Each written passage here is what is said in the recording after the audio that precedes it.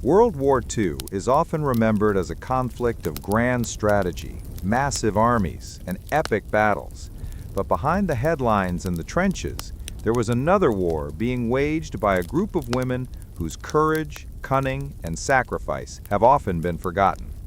These are stories of spies, codebreakers, resistance fighters, and pilots, women who fought not with tanks or artillery, but with deception and daring. Their missions were perilous, their identities secret. Many lied to save lives, to mislead the enemy, and to carry out operations that could change the course of history. Take Virginia Hall, for instance. Known to the Nazis as the most dangerous Allied spy, she had a wooden prosthetic leg and a remarkable ability to vanish behind enemy lines. She worked for both the British Special Operations Executive, SOE, and the U.S. Office of Strategic Services, OSS, posing as a reporter under the disguise Brigitte Lecointre.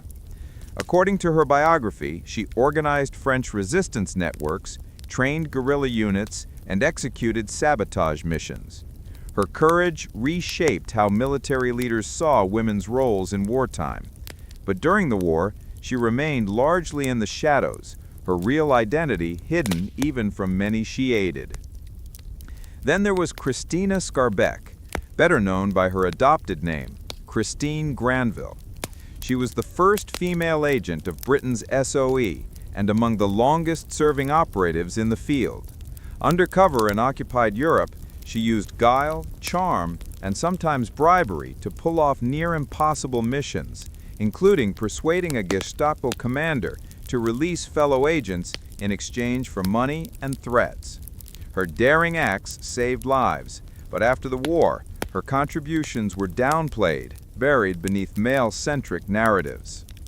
Marie-Madeleine Fourcault was another powerhouse of espionage. A French resistance leader codenamed Hérisson, Hedgehog, she ran the Alliance network, coordinating clandestine radio transmitters and couriers throughout occupied France. She was arrested by the Gestapo twice and escaped both times, the second time by slipping through prison bars so thin that they weren't designed to hold someone so small.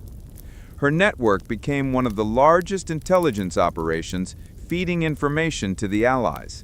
But for decades, her story remained less celebrated than her male counterparts. In another dangerous role, Noor Inayat Khan served as a wireless radio operator for the SOE in occupied France. Born in England to an Indian Sufi spiritualist family, she was deeply principled, yet she embarked on missions that placed her in mortal danger. She operated under constant risk, transmitting encoded messages back to London, frequently moving safe houses to evade capture. Eventually betrayed, she was brutally interrogated by the Gestapo, refused to reveal her contacts, and died in a concentration camp in 1944. Her final word was reportedly liberté. Then there's Yolande Beekman, a British SOE agent who served as a wireless operator. Her code name was Mariette, or Kilt. She transmitted vital messages back to London from France until she was captured by the Gestapo and was ultimately executed in Dachau. Her voice, her signal, was silenced, but her bravery is emblematic of many women who risked everything. In the world of code breaking, the work of women was no less critical. At Bletchley Park, the secret British facility dedicated to cracking encrypted access communications, women like Ruth Bourne played an essential role. As a bomb operator, she helped process Enigma messages, and despite strict secrecy rules, her work made a real impact on the war's direction. After the war, she dismantled the bombs she operated, wire by wire, she later recalled. Meanwhile, in the U.S., Julia Parsons, nee Parter, part of the WWII program, worked to decipher Nazi U-boat signals.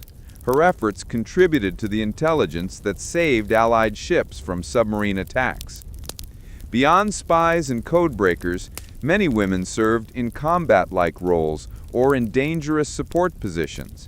In the Soviet Union, entire regiments of women flew bomber missions under cover of night.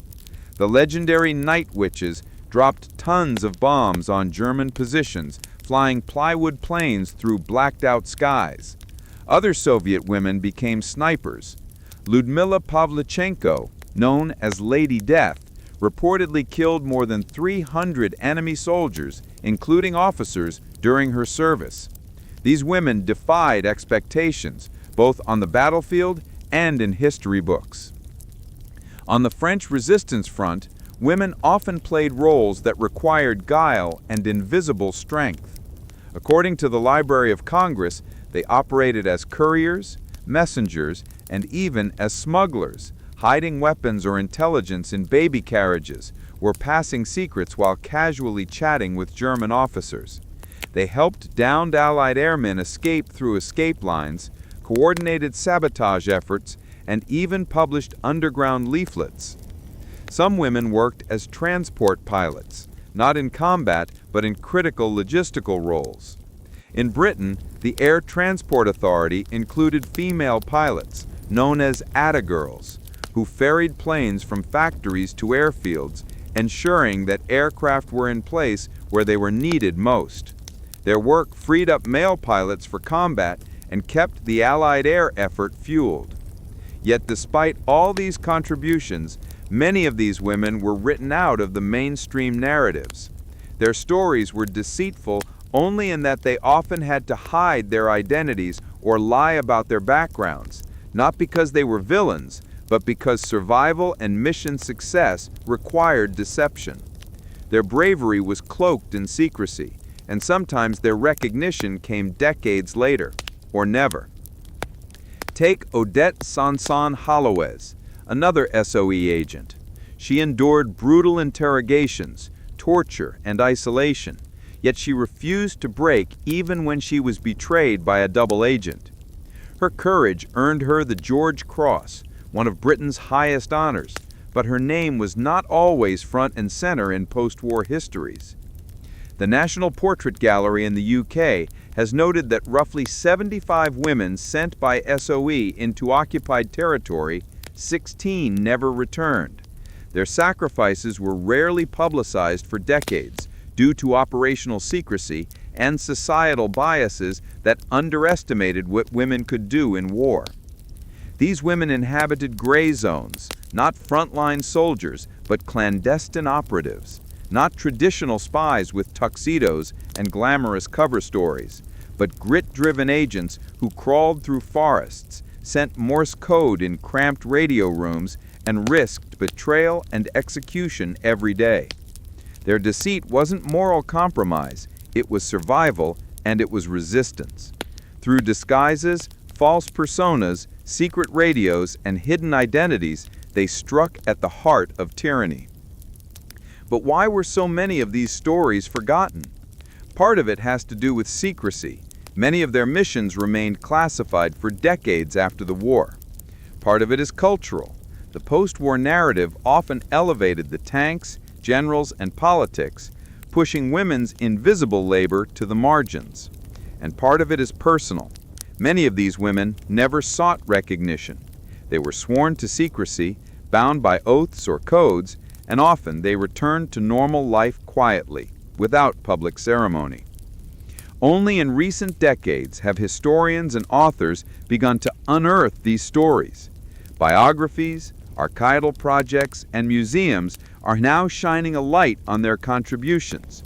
Their lives are being honored not just as footnotes, but as central chapters in the story of World War II.